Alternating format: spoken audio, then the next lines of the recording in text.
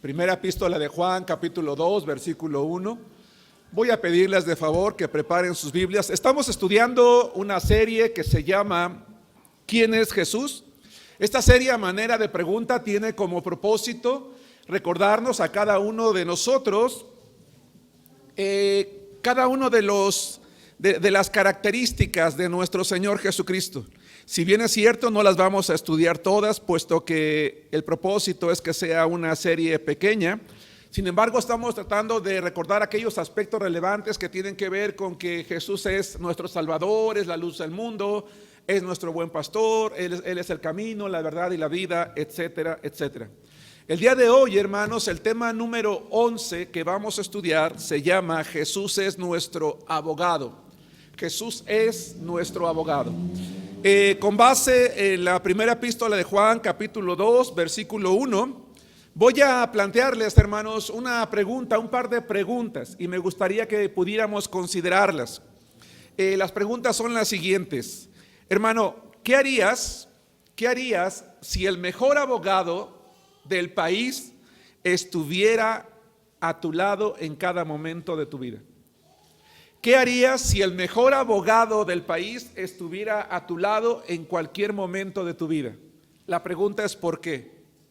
Es decir, ¿qué harías si tuvieras a tu lado al mejor abogado para que estuviera listo para interceder a tu favor en cualquier momento en el que tú lo necesitaras?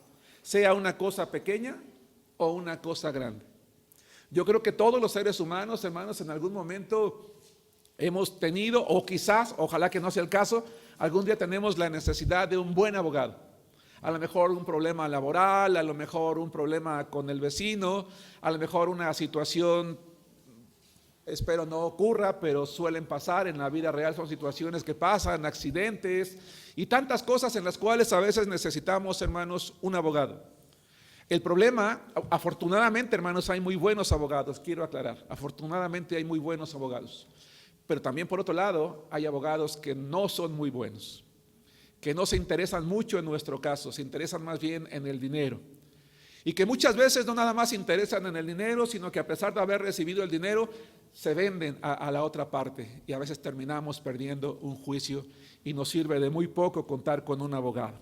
La pregunta es, ¿qué haríamos si nosotros estuviésemos acompañados siempre del mejor abogado del país, listo para actuar a nuestro favor en cualquier circunstancia, con la confianza de que efectivamente va a actuar a nuestro favor? Y de allí el título de la predicación de este día: Jesús es nuestro abogado. Él es nuestro abogado, punto número 1, que nos defiende. Vamos a ver en este caso, 1 Juan capítulo 2, versículo 1, un abogado, ¿verdad? Una persona con esa profesión nos va a defender de situaciones humanas, pero también necesitamos un abogado en cuestiones espirituales, que permítanme decirles, de hecho es más importante incluso. Y por eso, hermanos, hoy tenemos que recordar quién es Jesucristo. Pero vamos a entender, vamos desde el principio. Dice 1 Juan capítulo 2, versículo 1, hijitos míos, estas cosas les he escrito, o estas cosas les escribo para que no pequen. Y si alguno hubiere pecado, abogado tenemos para con el Padre a Jesucristo el justo. Abogado tenemos para con el Padre a Jesucristo el justo. El apóstol Juan, el autor, hermanos, de este libro y de otros más, llama a Jesucristo abogado. ¿Sí nos damos cuenta? Déjenme recordarles que en el idioma en el que se escribió la Biblia, la palabra abogado es una palabra que proviene de un término, no sé si se alcanza a ver, está escrito, se escribe parakletos, paraklaitos. Esa palabra, hermanos, designa no nada más a un abogado o a un intercesor, designa a alguien que está dispuesto a consolar y ayudar a esa persona con la cual está cerca o de la cual está cerca y pretende ayudar. Es decir, este término significa abogado o intercesor, consolador y ayudador. La pregunta es: ¿por qué un cristiano necesita un abogado en su vida? ¿Por qué cada uno de nosotros como hijos de Dios tenemos que recordar de que en realidad necesitamos un abogado todos los días de nuestra vida? Porque la palabra de Dios dice que aún cuando nosotros o aquellos que hemos creído en Cristo a través del arrepentimiento y fe, aún seguimos pecando, cuando nosotros vamos en oración, hermanos, todos los días delante de Dios, vamos ante un Dios santo. La Biblia dice que Dios es santo, que Él es el juez, que Él es el Señor de toda la tierra. Y nosotros como seres humanos, hermanos, no tenemos la capacidad de presentarnos ante Dios como santo con alguna razón válida para poder justificar nuestras acciones o nuestras faltas. Va de nuevo. La Biblia dice que cada uno de nosotros vamos delante de Dios, debemos ir delante de Dios en oración cuando somos conscientes de que hemos pecado. Sin embargo, al hacerlo, no podemos presentar ninguna razón válida o ninguna excusa para poder justificar, hermanos, nuestras faltas o nuestros pecados. Y es allí cuando Jesucristo, dice la Biblia, intercede por nosotros. Pero la pregunta es, si Jesucristo intercede ante el Padre por nosotros para ser perdonados por nuestros pecados y nosotros somos culpables de haber pecado, ¿con base en qué Jesucristo logra el perdón para nosotros? No sé si me explico con la pregunta. En virtud de que nosotros somos pecadores y Dios es santo y no podemos justificar la falta, podemos confiar en que Jesucristo intercede ante el Padre por nosotros para ser perdonados. Pero en virtud de que lo somos, ¿con base en qué Él logra el perdón, hermanos, de nuestros pecados? Según 1 Juan capítulo 2, versículo 1. ¿Con base en qué, hermanos? En su justicia. Dice, a Jesucristo el justo. Jesús va ante Dios el Padre, no apelando a nuestra justicia, sino a su propia justicia, a la obra redentora que Él ganó en la cruz del Calvario por cada uno de nosotros. Nos lleva delante de Dios suplicando su misericordia para que, a pesar de que somos pecadores, Él nos perdone, porque Él ha pagado por nuestros pecados en la cruz del Calvario. Y Jesucristo no solamente quiere ser el abogado de aquellos que hemos creído en Él, sino quiere ser tu abogado. Si tú o yo somos personas que hasta el día de hoy no nos hemos puesto a cuentas con Dios, este es un buen momento. Este es un buen momento para reconocer que somos pecadores. Yo soy pecador, quizás más que todos los que están aquí. Somos pecadores. Pero la palabra de Dios enseña que si estamos dispuestos a arrepentirnos sincera y profundamente de corazón, a pedirle perdón a Dios, a creer que Jesucristo y nadie más es el único que puede llevarnos al cielo, y lo invitamos a morar a nuestro corazón, Jesús se presenta delante del Padre al escuchar la oración de esa persona, suplicando al Padre el perdón de los pecados para esa persona. No hay ningún otro mediador en la vida, en el mundo, no lo hay. El único mediador entre Dios y los hombres es Jesucristo. Por eso Juan dice que Él es nuestro abogado, y aún de aquellos que hemos creído en Él. Todos los creyentes, hermanos, toda persona que hemos creído en Cristo, gozamos de la salvación en Cristo, y como vimos en el estudio pasado, gozamos de la paz de Cristo. Podemos confiar de que en cualquier momento, en cualquier circunstancia, Jesucristo, el príncipe de paz, está allí para confortarnos. Ahora vamos hace rato por nuestro hermano pastor Francisco Andraca, cuyo padre falleció el martes en la mañana, pero lamentablemente, ¿verdad? También una noche anterior falleció nuestro hermano Juan. Hace unos días, ¿verdad? Nos uníamos en oración por el papá de nuestro hermano Víctor, que también recientemente falleció. Y varios hermanos recientemente han tenido pérdidas.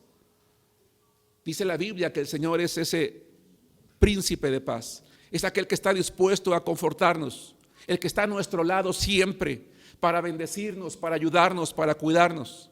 El problema está en el hecho de que las personas, cuando pensamos en Dios, el único que pensamos es en su amor, es en su misericordia, es en su gracia, es en su ayuda, es en su paz. Pero tenemos que pensar también qué vamos a hacer cuando pecamos.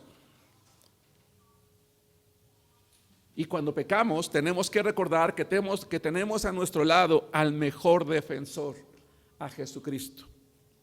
Pero también tenemos que recordar que, a pesar de que tenemos a Jesús, que es el mejor abogado, Él no es alguien que va a solapar nuestras faltas. Jesús no solapa nuestras faltas, no trata de justificarlas ante el Padre, intercede por nosotros con base en la obra redentora de Él, pero nos da una orden. Acompáñenme por favor al libro de Hebreos capítulo 7 versículo 22. Quiero que pensemos en lo siguiente: siempre que yo como cristiano peco, que nosotros como cristianos pecamos, vamos ante Dios el Padre y Jesucristo como abogado intercede y somos perdonados. Gracias a Dios por eso.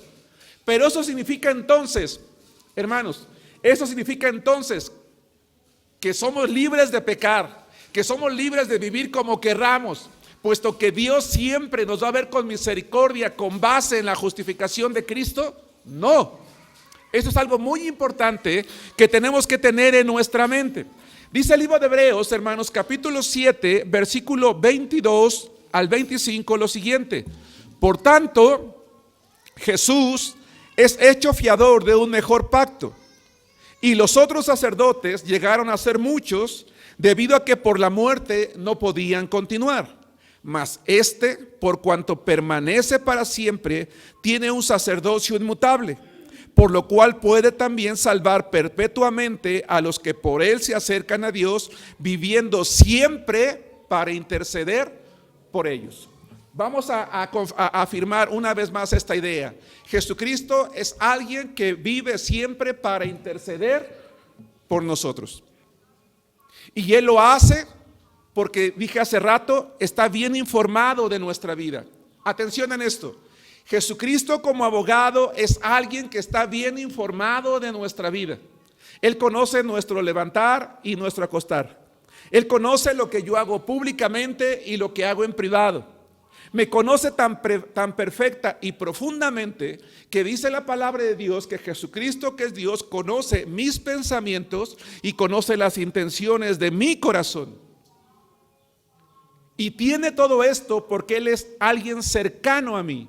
Jesucristo no es alguien que está lejos, es alguien que está cerca, es alguien que está a mi lado, es alguien que mora en cada uno de nosotros. Por eso quiero que regresemos a Juan. Vamos a regresar a Juan, 1 Juan, capítulo 2, versículo 1. Y mientras ustedes regresan, hermanos, a 1 Juan, capítulo 2, versículo 1, quiero repetir la idea. Jesucristo es alguien que no solo está cerca de nosotros, sino que mora en nosotros. Y al morar en nosotros, está bien informado acerca de nuestra vida. Y en virtud de que está cerca de nuestra vida, nos ordena algo. Vamos a regresar a 1 Juan. Hijitos míos, estas cosas os escribo, lean conmigo, para que no pequéis. Hasta allí. Hasta allí. Hay un detalle interesante. ¿Cuál es, hermanos? Juan dice: esto les escribo para que no pequen. Pero si alguno hubiere pecado, abogado tenemos para con el Padre, a Jesucristo el justo. Ayúdenme un poquito a entender la estructura de esta oración. Esto les escribo para que no pequen, pero si alguno hubiere pecado. ¿Cuál es la idea de esa frase? Pero si alguno hubiere. Que Jesucristo nos está viendo vivir una vida de rebeldía, una vida de desobediencia, como dice la canción, ¿verdad? Como dice Ricky Martin, la vida loca, y está como si nada, y va con Dios. Perdona, señora, a mi hijo Germán, que es su servidor, perdónalo, mira, es un rebelde, es un mentiroso, es un esto, pero pues perdónalo. ¿Así está el Señor? No. Dice: estas cosas les escribo para que no pequen. Si por alguna razón algo salió de tu control y pecaste, abogado tenemos para con el Padre, a Jesucristo el justo. Ya suena diferente. Porque yo dije hace rato, el ser hijos de Dios y el tener a Jesús como abogado no significa entonces que yo voy a vivir una vida de rebeldía, puesto que tengo a Jesús que intercede por mí. Hermano, ¿tú qué piensas del siguiente tipo de personas? ¿Algún día han leído las noticias para escuchar que una persona robó, asaltó o mató y salió al siguiente día o a la semana siguiente ya está libre? ¿Han escuchado noticias como estas? Han escuchado noticias como las que dicen, esta persona ya ha estado 20 veces en la cárcel y de todas ha salido a la semana. ¿Qué piensas de ese tipo de personas? ¿Aplaudes su acción? ¿O te incomoda o te molesta? Honestamente, ¿te molesta? Si tú como yo hemos sido víctimas en algún momento de este tipo de personas, nos molesta. Decimos, ¿cómo es posible? ¿Cómo es posible que esta persona, verdad, pueda salir tan pronto? Y es que hay abogados que lamentablemente han pervertido su profesión, que se dedican a defender a este tipo de personas, a encontrar lagunas en las leyes y a poder sacarlos una y otra vez. Y en virtud de eso, son personas que salen de la cárcel, que salen de la prisión y sin ningún temor continúan haciendo fechorías, sabiendo que en ningún momento van a pagar nada. Pero yo dije hace un momento que Jesucristo no es alguien que solapa el pecado, porque Él es santo. Y por eso Él dice en su palabra que no pequemos. Y allí hay una responsabilidad cristiana, en el sentido de que mi vida, nuestra vida como hijos de Dios, debe de ser siempre encaminada a procurar que el pecado no sea lo que caracterice mi vida. Si el Señor ya me perdonó por cualquier cosa que yo hubiera cometido, entonces yo debo de cuidarme para que eso no ocurra otra vez. Les suplico que me acompañen al libro de Romanos, a la epístola de Pablo a los Romanos, capítulo 6, versículos 11 al 14. Qué hermoso es saber que tenemos a nuestro lado al mejor abogado, a Jesucristo. Él no se corrompe, pero tampoco solapa el pecado. Él está dispuesto a perdonarnos en cualquier momento, pero nos invita a que no vuelva a ocurrir, porque Él es santo y porque Él espera que sus hijos, los hijos de Dios, entendamos que el pecado es algo que ya no debe dominar nuestra vida. No estoy diciendo que no pecamos. Yo aclaré hace rato, yo soy pecador. Lo que está diciendo es que no debe de dominar nuestra vida. Romanos capítulo 6, versículo 11, dice la palabra de Dios hasta el 14 de la siguiente manera. Así también vosotros, ¿sí estamos allí? Así también vosotros, considerados muertos al pecado, pero vivos para Dios en Cristo Jesús, Señor nuestro. No reine pues el pecado en vuestro cuerpo mortal, de modo que lo obedezcáis en sus concupiscencias, ni tampoco presentéis vuestros miembros al pecado como instrumentos de iniquidad, sino presentaos vosotros mismos a Dios como vivos de entre los muertos, y vuestros miembros a Dios como instrumentos de justicia. Porque el pecado no se enseñoreará de vosotros, pues no estáis bajo la ley, sino bajo la gracia. Hermanos, llamo su atención a lo siguiente. En el versículo 14 dice, porque el pecado no se enseñoreará. Esa palabra enseñorearse se puede traducir como alguien, es una palabra que describe a alguien que es propietario de ti y de mí. Es decir, lo que la palabra de Dios enseña es que el cristiano es una persona que no debe de permitirse a sí mismo entregarse al pecado de tal manera que el pecado tome el control de nuestra vida como si fuera nuestro Señor, nuestro amo. Y por eso la invitación de Pablo a los romanos es: no presentes tu cuerpo al pecado. Quiero compartirles algo, hermanos, o quiero recordar algo que probablemente compartí hace poco. Estamos iniciando el trabajo misionero en Acolman, a una hora de camino de nuestro templo. Salimos a compartir a una plaza pública del Evangelio. Compartimos personalmente con algunas personas que tuvieron a bien escucharnos, y platicaba yo con un jovencito, bueno, tiene 28 años, me parece que es jovencito, ¿verdad? Y yo le platicaba acerca del Evangelio. Y él me decía, así me hizo, yo soy agnóstico. Le dije, qué bien, qué bueno. Le dije, sin embargo, te pido que me escuches. Y me dijo, claro que sí, ¿te quieres sentar? Él iba en la calle, estábamos en la calle. Me dice, ¿te quieres sentar? Claro que sí, encantado. Y nos pusimos a platicar. Después de una plática, ¿verdad? Fue una plática larga, de un momento de plática, me dijo, ¿le gustaría que le dijera por qué soy agnóstico? Le dije, sí, sí me gustaría saber. Dice, porque conozco a muchos cristianos hipócritas. A mucha gente que dice que es cristiana, pero que en lo oculto vive y es lo peor.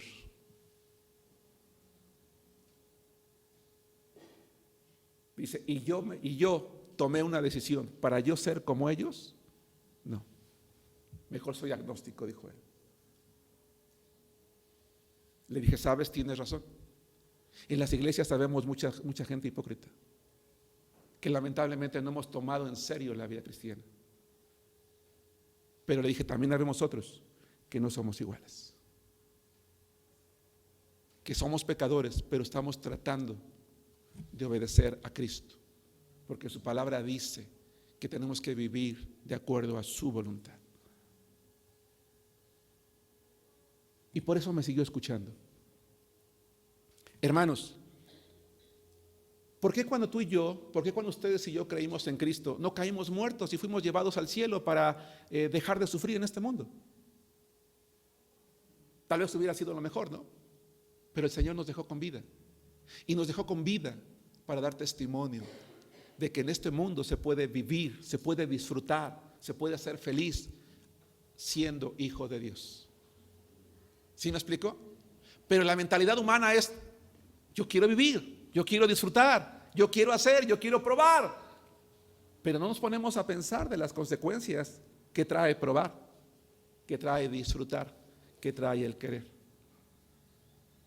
Yo me atrevo a asegurar que habemos muchas personas, me cuento entre ellas, que por haber tenido ese pensamiento de quiero disfrutar, quiero vivir, hoy estamos pagando consecuencias que nos hubiera gustado no tener, pero que ya no podemos echar marcha atrás, ¿cierto o no? Sí. Por eso el mandato es: estas cosas les escribo, dice, para que no pequen.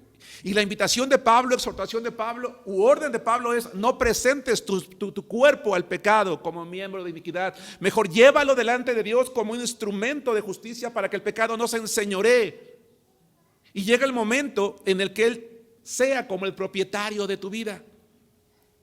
Ahora les ruego que me acompañen a la primera epístola de Pedro, capítulo 4, versículo 1. Estamos estudiando una serie que se llama ¿Quién es Jesús? Jesús es nuestro abogado. Yo puedo tener la seguridad y la confianza de que Él va delante del Padre a defenderme con base en su justicia, clamando por la misericordia del Padre para que yo pueda restaurar mi comunión con Él. Pero también tengo que recordar que Él me está mandando, primera epístola de Pedro, capítulo 4, versículo 1, a ya no pecar. Pero si tú o yo somos de ese tipo de personas que hemos hecho tropezar a otros como este joven, entonces ¿dónde está el testimonio de Cristo? Vuelvo a plantearte la siguiente pregunta, hermano. Piensa en la circunstancia, amigos que nos acompañan, piensan en la circunstancia que decía yo hace rato. ¿Algún día te has preguntado y cómo le hace esa gente para salir tan rápido? Si tú conocieras al abogado, honestamente, si conocieras al abogado que hace sacar una y otra vez a esas personas, ¿qué pensarías de él? ¿Algo honestamente bueno? Yo sé que somos cristianos y diríamos, bueno, le diría a Dios, Señor, perdón. No, seamos honestos, somos humanos. ¿Qué pensaríamos de él? ¿Qué pensará la gente de Cristo que interviene ante Dios por sus hijos cuando vamos a pedirle perdón a Dios y seguimos siendo igual? ¿Sí me explicó? ¿Qué pensará el mundo de Cristo?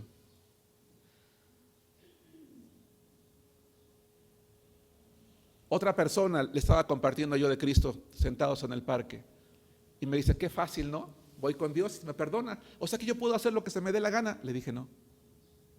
Pues no dice usted que Dios perdona todo.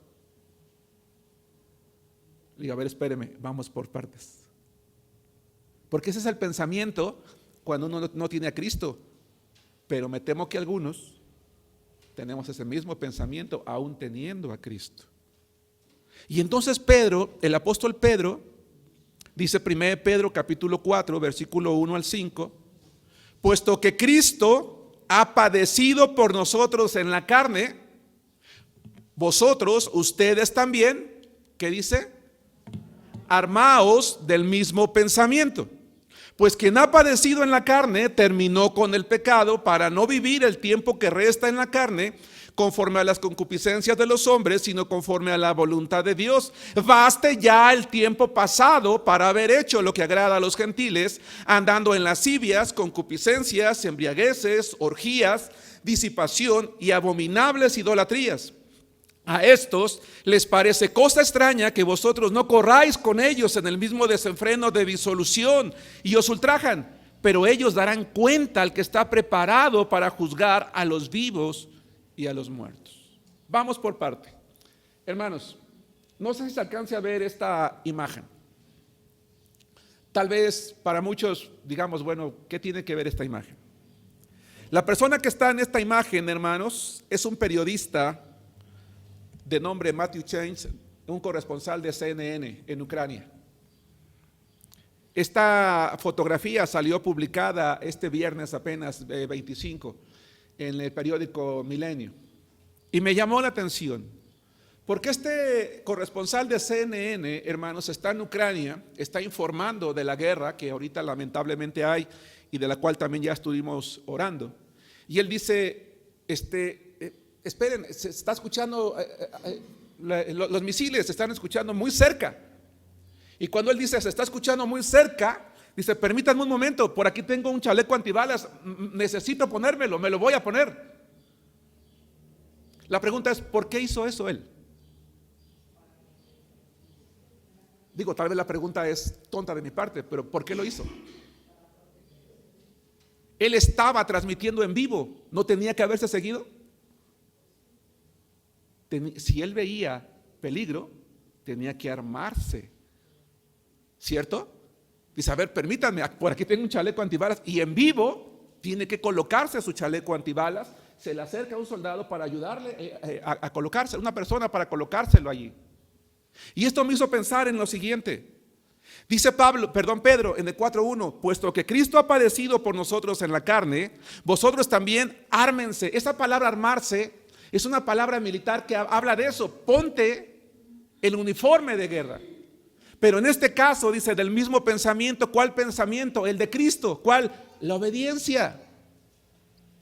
Si este reportero, al darse cuenta del peligro que había, no le importó que estuviera en vivo, hacer a un lado lo que estaba haciendo para tomar ese chaleco antibalas y colocárselo, porque de ello podía depender su vida, entonces nosotros como creyentes, como hijos de Dios, debemos de hacer a un lado por el momento lo que estamos haciendo para armarnos del pensamiento de Cristo, es decir, de ser obedientes al Padre. Si es que estamos conscientes de que el pecado se está enseñoreando de nosotros, de nuestra vida. Lamentablemente, algunos creyentes terminamos alejándonos de Dios porque el pecado logra enseñorearse. Jóvenes, señoritas, hermanos, hermanas, tengamos cuidado con las computadoras, con las redes sociales. La pornografía ha crecido impresionantemente. El adulterio ha crecido impresionantemente. El alcoholismo ha crecido impresionantemente y más entre las mujeres. La drogadicción, hermanos, ha crecido de manera impresionante en los últimos 2 años. Muchos chicos están aprovechando ya la disminución de la pandemia para volver a los bares, a los clubes nocturnos donde están drogándose, donde están embriagándose, donde están exponiéndose a enfermedades venéreas porque quieren sacar la energía que tienen.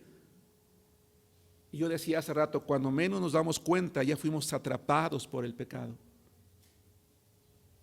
Los cristianos también podemos ser atrapados, hermanos. Hay que armarnos del mismo pensamiento de Cristo, la obediencia. Para que la gente no murmure de mi abogado que es Cristo, como yo murmuro del que saca al delincuente que sale a cada rato y sigue causando daño a los demás. Yo no debo de permitir que la gente que sabe que soy cristiano murmure de mi abogado que es Cristo. No sé si me explico. Soy responsable de la decisión que alguien más pueda tomar respecto a Cristo. Este joven dijo: yo decidí ser agnóstico porque conocí a muchos cristianos así. Y me llama la atención que Pedro dice: ha padecido en la carne, terminó con el pecado. Hace rato Pablo utiliza un término, enseñorear, y yo les dije que es una palabra que en griego describe a alguien que toma autoridad sobre tu vida o sobre la mía para dominarme como si fuera mi Señor. Pero la palabra que utiliza Pedro, en este caso terminó, es una palabra que significa todo lo contrario. Significa restringirle a una cosa o a una persona la autoridad. Es decir, Jesús dice: yo, como Dios que soy, aquellos que creen en mí, he quitado al pecado la autoridad para someter a mis hijos. A ver, entonces ayúdenme a comprender lo siguiente. Si Jesucristo, al morir en la cruz, le quitó al pecado la autoridad para dominarnos a sus hijos, entonces ¿por qué terminamos dominados por el pecado? Es pregunta. ¿Perdón? Por nuestra propia voluntad. Si gocé del favor de su atención, yo decía en la primera parte de este punto 1 que yo voy delante de Cristo como creyente y no puedo encontrar una justificación para decirle a Dios: Señor, pequé por esto. No la hay. Y dije también que Jesús no trata de justificarme, sino que con base a su justicia suplica por la misericordia del Padre y el Padre me perdona. Esto implica entonces que si yo digo: es que, hermano, tienes que entenderme, soy joven, soy adulto, soy hombre, soy mujer, la carne es débil, no me pude resistir, me vi obligado. ¿Estoy hablando con verdad? No. Porque si el Señor le quitó al pecado la autoridad para dominarme, sí me podía resistir, sí podía decir que no. Simplemente yo dije: pues se vive solo una vez, hay que disfrutar. Jesucristo, vuelvo a recordar entonces, hermanos, no es como los abogados que lamentablemente han corrompido su profesión. Él siempre está dispuesto a interceder por nosotros, pero nos llama a la obediencia. Nos exige, de hecho, hacer a un lado completamente el pecado, al cual ya le puso restricción, que ya no puede dominarnos. Vamos a regresar ahora a Juan, al Evangelio de Juan. Es el mismo apóstol Juan quien nos recuerda las palabras de Jesús respecto a que Él va a ayudarnos. Juan 14:16. Hermanos, Jesús siempre está dispuesto a ayudarnos. Y si de alguna manera hay un momento en la vida en el que nosotros como cristianos no sabemos qué hacer, entonces dice Juan capítulo 14 versículo 16, está hablando Jesucristo: y yo rogaré al Padre y os dará otro consolador. Hermanos, la palabra que, escuchen esto, ahorita termino la lectura. En 1 Juan 2:1 lo llama abogado, aquí lo llama consolador. Es la misma palabra. La misma palabra en griego que se traduce abogado, se traduce consolador. Nada más que Jesús está hablando de otro, ya no del mismo. Dice: y os dará otro consolador para que esté con vosotros para siempre. Mas el consolador, y aclara quién es: el Espíritu Santo, a quien el Padre enviará en mi nombre. Él os enseñará todas las cosas y os recordará todo lo que yo os he hecho. Qué interesante. Qué interesante es darnos cuenta, hermanos, que Jesucristo, nuestro abogado, envió su Espíritu Santo a nuestra vida, su misma presencia, con dos propósitos. No son todos los que hay en la Biblia, sino los que están en esta porción de la Biblia: para enseñarnos todas las cosas buenas. El Espíritu Santo, hermanos, es como un maestro que cuando estamos acudiendo a este libro que ustedes tienen en su mano, o de manera electrónica si la están usando en su teléfono, su tableta, no lo sé, cuando leemos la palabra de Dios, el Espíritu Santo nos fue dado por el Señor para enseñarnos todo lo bueno, todo lo que le agrade, para saber de qué manera yo debo de vivir mi vida.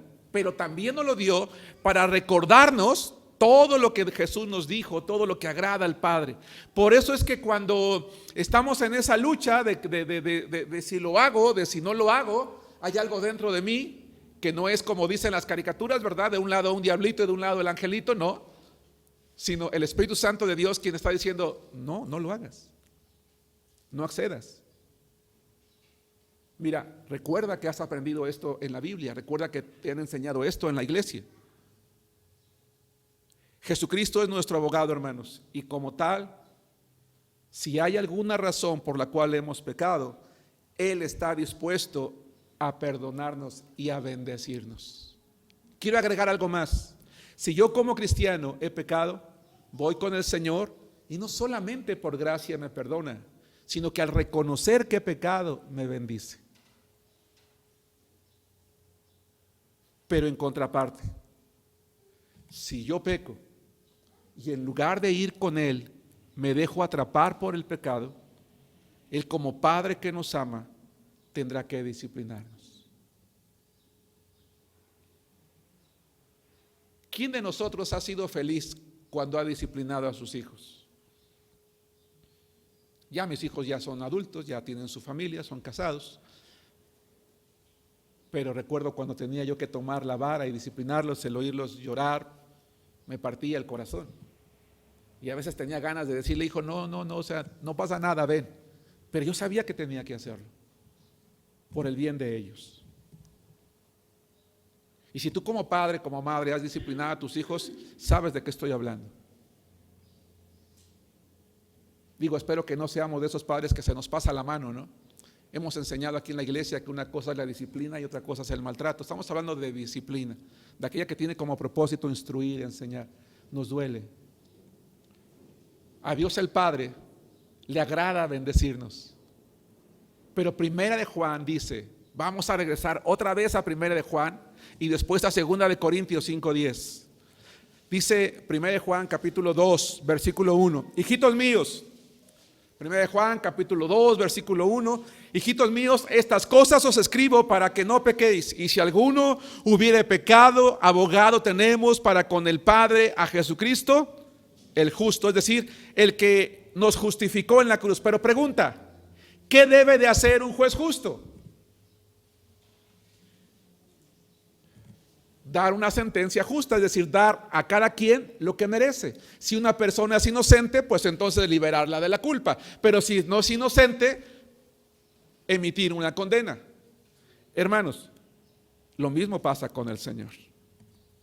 Miren, vamos a ver lo que dice 2 de Corintios 5:10. Mis hermanos de la izquierda, de derecha para ustedes, por favor busquen 2 de Corintios 5:10. Los hermanos, las personas que están en medio, Romanos capítulo 14, versículo 12. Los hermanos, personas que están a mi derecha, izquierda para ustedes, por favor busquen Hebreos 12:6. Repito, Hebreos 12:6, hermanos del medio, Romanos 14:12, hermanos de la izquierda, 2 de Corintios 5:10. ¿Quién es Jesús? Jesús es nuestro abogado, Él nos conoce, está en nosotros, Él nos ama, Él quiere bendecirnos, quiere perdonarnos. Pero no pasa por alto el pecado y espera que nos entreguemos a una vía de obediencia, que así como ese reportero sabiamente hizo a un lado lo que estaba haciendo para ponerse el chaleco antibalas porque su vida estaba en peligro, ustedes y yo sepamos reaccionar cuando veamos que nuestra vida está en peligro, que nos estamos dejando dominar por el pecado, para armarnos del pensamiento de obediencia de Cristo. Permítanme empezar por Hebreos, que es el último pasaje que di a las personas, hermanos, que están a mi derecha. ¿Les molestaría ponerse de pie si es que pueden? Si no, no es necesario. Leer Hebreos 12:6 y sirve que descansan un poquito de las bancas. Vamos a leer 12:6 de Hebreos juntos. Dice así: porque el Señor al que ama disciplina y azota a todo el que recibe por hijo. Gracias. Hermanos, personas de medio, lean conmigo Romanos 14:12. Pónganse de pie también para que descansen un poquito de la banca. No es sencillo estar tanto tiempo sentado. Todos juntos dice, porque es necesario que todos nosotros comparezcamos a ver, 2 de Corintios 5:10. Perdónenme, Yo estoy mal. Romanos 14:12. Para no perder la costumbre, yo estoy mal, hermanos. Romanos 14:12. Dice así: de manera que cada uno de nosotros dará a Dios. Gracias, tomen asiento. De manera que cada uno de nosotros dará a Dios cuenta de sí. Hermanos, Dios disciplina por amor. Si yo como persona, conozca o no a Dios, no decido vivir una vida en la que yo me arme del pensamiento de obediencia, tarde o temprano, por amor, Dios me va a disciplinar. Y quiero repetir esto: por amor. Pero Romanos 14 dice que cada uno de nosotros dará cuenta de sí. Me pongo otra vez yo como ejemplo. El hermano Jaciel, él no puede decir: bueno, es que yo no me entregué porque el hermano Germán, pues como era. Es que todos los jóvenes de la iglesia eran iguales. Es que todas las personas, no. Dice, cada uno dará cuentas a Dios. ¿Qué dice? De sí. El Señor no me va a pedir cuentas por lo que tú, hermano amigo que nos acompañas, hiciste. Y a ti no te va a pedir cuentas de mí. No vivas tu vida con base en lo que otros hacen o dejan de hacer. Vive tu vida de acuerdo a lo que Dios quiere que hagas. ¿Sí me explico?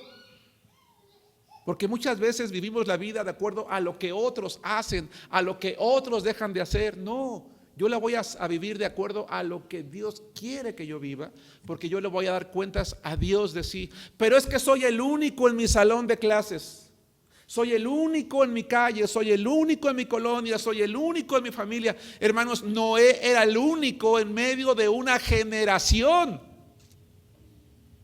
El único en medio de una generación. Y cuando el Señor le manda a hacer el arca porque va a traer el diluvio, su familia se salvó nada más porque él era el único. Y aclaro, la salvación no es familiar, era salvación física en aquel entonces, pero Dios vio su justicia.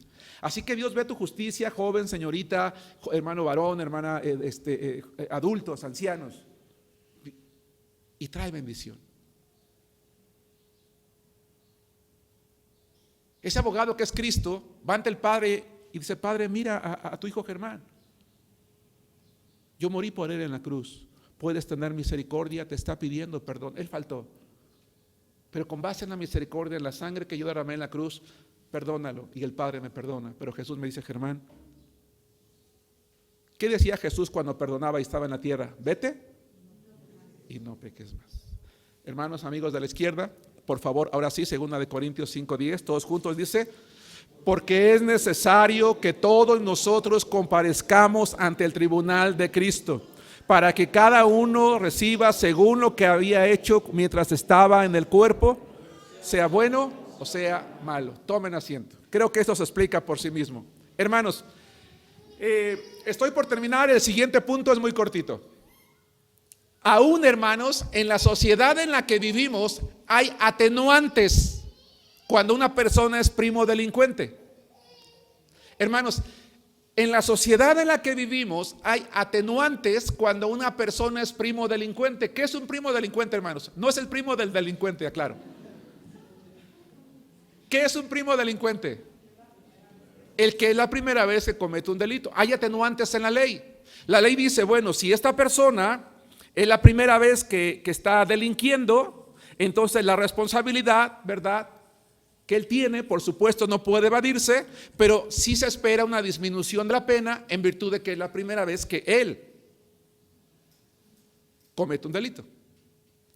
Si es reincidente, todos esos privilegios se pierden. La condena es más dura para el reincidente que para el primo delincuente. Si el juez llega a ser benévolo con un primo delincuente, le insta: en esta ocasión tu condena va a ser corta, pero la siguiente vez caerá sobre ti todo el peso de la ley. Y esa persona tiene que pensarlo. Hermanos amados, el tema de hoy no tiene como propósito afligirnos, sino regocijarnos porque Jesús es nuestro abogado. Pero también es un recordatorio que nos dice: vete y no peques más. Porque yo no voy a solapar el pecado. Pero si tú insistes por amor a ti, voy a tener que disciplinarte. 2, este punto es más corto. Jesús es nuestro abogado que nos consuela y nos ayuda. Primera de Juan 2:1, otra vez: hijitos míos, estas cosas os escribo para que no pequéis, y si alguno hubiere pecado, abogado, allí está, intercesor, consolador. Jesucristo, hermanos, está listo para consolarnos, para confortarnos, para animarnos. Cuando tú y yo estamos tristes por las situaciones de la vida, porque perdimos el trabajo, porque no sé, no nos pagaron en la empresa, porque reprobamos un examen, ¿verdad? Sí habíamos estudiado, pero los nervios nos agarraron, o no entramos a la escuela que nosotros queríamos, no nos hablaron de la empresa donde creímos que ya estábamos trabajando, no logramos ese negocio que emprendimos, que invertimos dinero y terminamos perdiendo, o a lo mejor perdimos a un ser amado. Dios entiende el dolor y la aflicción que tenemos y está allí para consolarnos. A veces pareciera que no. Hay gente que dice: ¿y dónde estaba Dios cuando yo pasé por esto? Dándote vida. Si tú estás vivo y estás aquí ahorita, es porque las fuerzas y el aliento que tuviste para estar aquí, Dios te lo dio. Porque Él es el que da. Por eso es consolador. No está nada más como el abogado Germán, que soy yo, otra vez, no, está animándome, está confortándome, está alentándome, está quitando mis miedos, mis temores. Por eso Jesucristo, escúchenlo, tomen nota, quien toma nota. Allá en Juan capítulo 14, los discípulos, Él va a ser ya crucificado. Los discípulos tienen miedo porque dicen: el Señor va a ser entregado, ¿qué va a pasar con nosotros?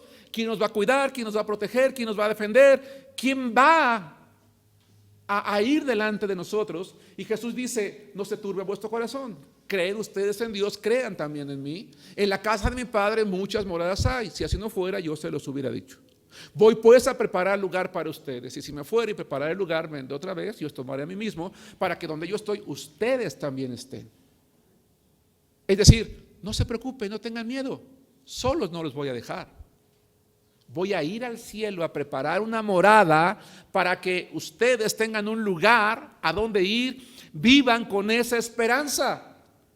Este mundo no lo es todo, esta vida no lo es todo. En el cielo, dice Jesús, voy a ir a preparar una morada y voy a venir y los voy a llevar para que donde yo estoy un día ustedes estén también conmigo. Y los discípulos se sintieron confortados, consolados, dijeron: ah, Señor, gracias, así es diferente. Y aunque uno dijo por allí: Señor, no sabemos a dónde vas, ¿cómo pues podemos saber el camino? Él dice: yo soy el camino, la verdad y la vida. En otra ocasión, le recordó a su iglesia que Él estaba listo para ayudarlos. Dijo: por tanto, vayan y hagan discípulos a todas las naciones y bautícenlos en el nombre del Padre, del Hijo y del Espíritu Santo, y aquí yo estoy con ustedes todos los días hasta el fin del mundo, dice Mateo.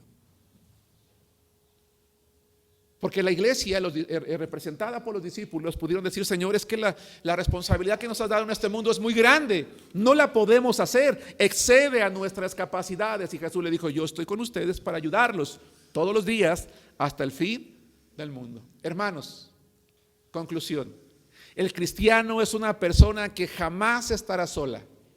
Tiene un abogado para interceder por él, para consolarlo o para ayudarlo en cualquier momento, todos los días de su vida. Dios se goza en bendecirnos,